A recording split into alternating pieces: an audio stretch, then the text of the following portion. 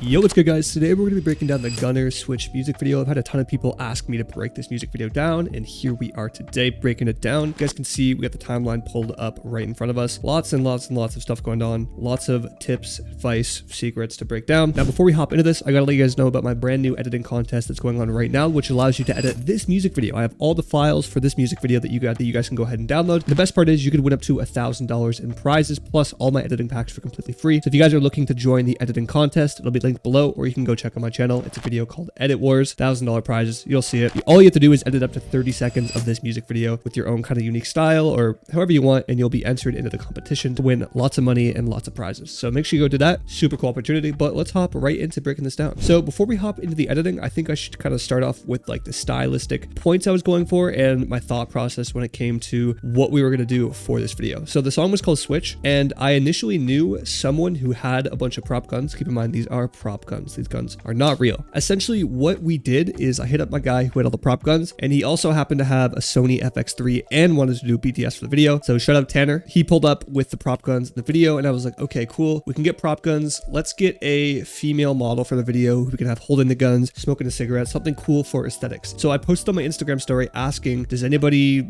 have like this cool kind of goth aesthetic? And keep in mind, this was 24 hours before we were planning on shooting the video. Everything regarding this video was super last second, and the entire video was also edited. Like, it was planned, shot, edited within 48 hours, and then released, which is kind of insane, but it was definitely worth it. Super worth it. So a little bit about that, I posted on my story asking if anybody, if any girls wanted to be in a music video who have like a goth aesthetic, like tattoos, smoking, comfortable smoking cigarettes, like cool style. And I had a couple hit me back, and then I had Yaz hit me up, who was an absolute G throughout this whole process. And it also happened that she was in Gunnr's other video that they shot before this for the same project, which blew my mind. I had no idea. It just worked out absolutely perfectly, and it kind of like kept the theme going on if one of the viewers is paying attention to that. When it comes to the locations, Gunnr actually found this location. It was pretty much just this one right here, the rock wall. And he was like, yo, someone in my area showed me this. We should film here. So it looks super cool on camera. And then it also just happened to be that this kind of like rock area, like right here, this whole setting was also there too, which beautiful, perfect. When it came to the first person view shots, I just came up with this, like literally I thought of it, I was like, okay, we could do CSGO animations. This was spur of the moment on set, and pretty much everything else was spur of the moment on set. My boy Griff, you guys probably know him as Dead Egos, who I collaborated on the Geek Effects pack with. He was running camcorder the whole time, and he knows how I like my camcorder. He sends me all the footage, and then he sends me 3 different versions of him like rewinding, going forward, rewinding, going forward. And that's where you get like this really glitchy effect that I put for the parts where he was saying switch a bunch.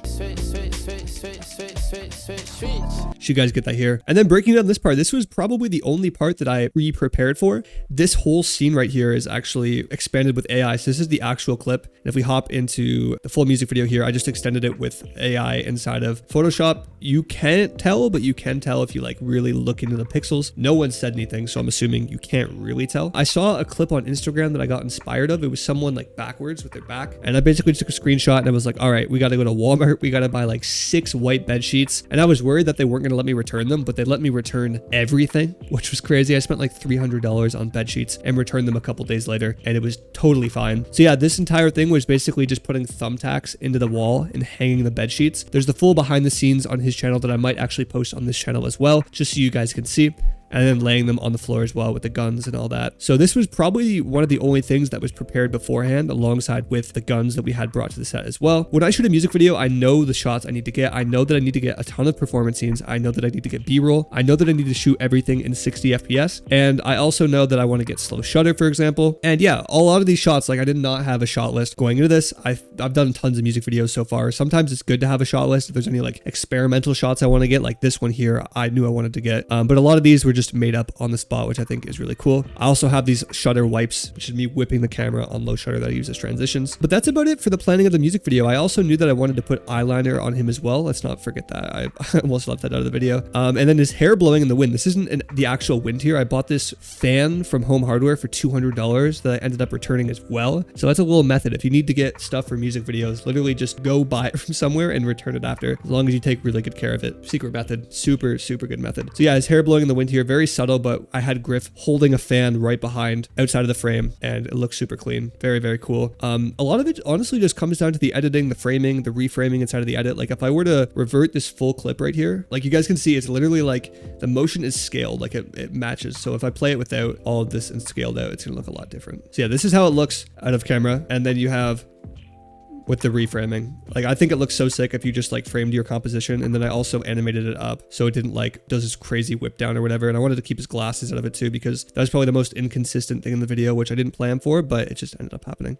Bro, shout out Tanner, my BTS guy. He came up with this idea on set to have the switching guns, so that's fully credited to him. This whole part right here and this part right here, he actually shot with his FX3, and it was so sick. I literally told him after the music video, I was like, bro, I'm gonna get someone else to do BTS. I'm gonna have you run B cam on my music videos going forward for everything. Just get extra shots, all that stuff. And yeah, my boy Chris Boustet, who makes YouTube tutorials as well, did the title a couple of days before. And Tanner also got this shot of the gun too, which switches the focus to the switch here, which is really cool towards the end. But yeah, that's pretty much everything in post-production. It was very run and gun. I think a lot of this video was put together and stylized with the cool look that Yaz had with like smoking the cigarette, the guns, her outfit, matched with like the grungy outdoor raw aesthetic and the type of like shots I was doing, how I'm whipping the camera around with the flashes and the punch holes. It kind of builds this whole like grungy kind of world that I'm really a fan of, honestly. When it comes down to the editing, let's talk about that now. Whenever I edit these types of videos, I try and make them really, really fast paced and then slow down in some moments and then really, really fast paced. That's something I learned along the way. I used to just do fast paced videos all the time. And I think a lot of people who begin do slow paced videos all the time. You kind of have to switch it up here and there to make the viewer engaged. So a good example of that is this whole sequence right here, where it goes from like very fast pace, then it breathes, and it picks up again, slows down right here, and then speeds up. Just back and forth of a lot of that matching with the song as well. Really, really helps. I covered a video breaking down how I did a lot of the speed ramping on this video. A lot of it is carried by like these RSMB adjustment layers. If I click on it, you guys can see there's RSMB on this adjustment layer right here. And if you turn it off, we can see without it. And the RSMB just adds that motion blur to really smooth out the transitions. Like as you guys can see here, I recreated this entire gun segment here in another tutorial that you can go check out. But yeah, it's pretty much 50%. And then this speed up clip here is 1000% speed. So it's really fast. And then it blends everything together with the RSMB. It's not going to load perfectly right now because you do have to render it out. It's a very like high demanding plugin, but really recommend that. So for the transitions and everything inside of the video, I did a mixture of like these sort of punch hole, which is literally just like, if I play it without it, it's just a clean cut, but then it's literally just one frame of white and then one frame of this punch hole effect, and then goes back to the video. Super clean. If you guys want to check out punch holes, I'll have them linked on my website. I have a full pack of I think 75 of them that you can mess around with, but I just made this one myself. Super quick, very simple. It doesn't look like that when you play it through. It's a lot cleaner, but it's literally a white frame and then the punch hole. And then when it comes to like these effects right here, like the flashes, super simple. All I used is my FastFX plugin right here that you guys can see. All you have to do is select your layer where you want the effect to happen on. You have to pick an open layer that has nothing on it. So we'll do like 29 right here. And all you do is, let's say you want to do a flash, you go over to flash, you click the basic flash, you hit the check mark or you double click it to apply. It also has wipes, crazy CRT transitions built inside of it, grainy black and white transitions built inside of it, night vision, and then some of my favorites here are like the thermal ones. They're super crazy as well. This is all built inside of the plugin. All you have to do is double click it and it will add these shakes, hits, wipes, transitions, etc. So let's say we want to add a soft hit. All you have to do is double click it. You might get an error sometimes. See how this is on it? You have to create a completely new track right here. So we'll add a video track at the very top with nothing on it here. We'll only select that video track. Make sure you don't have any other selected. I accidentally had one selected. And then all you have to do is do the exact same thing. Hit the check mark and boom, you guys can see it loads in. Obviously, this is a little bit different. You guys can see the frame doesn't match. A little fix for that is literally just going up to effect controls and fixing the scale of it, just like so. It should automate, but since I have so many sequences open, it's not going to automate. And boom, you get this really cool shake. Ignore the border edges and stuff like that. That's not going to happen on your videos. It's just happening because I have so many sequences opening right now. And you can play around with the intensity, the directional blur, and save it as your own preset afterwards. So I highly recommend you guys check out my brand new plugin. There's going to be an update coming out soon for it with a ton of new features. If you want to get the exact same flashes, these ones here that I used on this music video, or want to do wipes or any sort of transitions, I did everything and I edit all my videos with this plugin here. You can also cut footage, speed ramp inside of it. Super useful for music videos. If you want to check that out, that'll be linked below as well. And then the sound design as well. I actually got asked to turn the sound design all the way down because it did overpower the song. But if I play it for you guys and I turn it up a bit, I think it's very, very interesting to hear, because I went in with the sound design and then Gunnr was like, all right, it's a little bit too much, which is fair, because if someone's watching the music video, they don't want to hear whoosh and like all these crazy sound effects. So let me turn it up for you guys so you can hear it.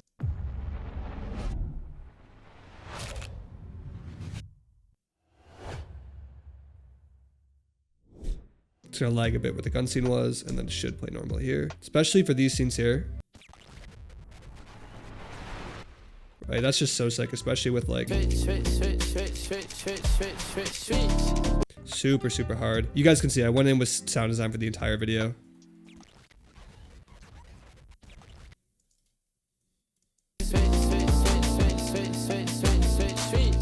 Super, super sick. But yeah, that's pretty much my breakdown of the Switch music video. Like I said, I didn't do super crazy planning. I just kind of went with an aesthetic. I think the best way to find aesthetics like that is to go on Pinterest or to go on sites like ShotDeck and put together certain themes and stylized looks that you want to have. And yeah, this like main shot here was the only one that was really planned out, with buying the bed sheets and everything, along with having Yaz, the model, to be a cool B-roll component of the video. And everything else was kind of done on set, but that just comes with like years of experience. So I highly recommend, if you're a beginner, have like a kind of shot list, or literally watch this music video, watch music videos and be like, hey, I like this gunshot, I'm going to use this in my music video. Take a screenshot of it, paste it in a Google slide, have your phone out when you're on set, like, oh yeah, I'll do this shot, that sort of thing. That's what I find really, really helpful. If you guys think there's anything I missed, let me know in the comments below. I'm happy to answer any questions regarding this video. If you guys want to edit this footage and have it on your computer, you don't even have to enter the contest. I do recommend you enter the contest because you only have to edit 30 seconds of footage and enter it, and you can win up to $1,000 in prizes plus all my editing packs, which is nuts. I don't think anybody's done an editing music video giveaway that big before. But if you just want this footage to play around with, you don't even have to enter. You could go download it. Highly recommend it. But yeah, if you guys like this video and want me to break down more music videos that I've done, let me know, because people ask me all the time and I'm like, do people really want to see my music videos, or do they want to see like bigger artists' music videos? I don't know. Let me know. This is the first time I've done a music video breakdown on my own. So I'll see you guys in the next video. Peace.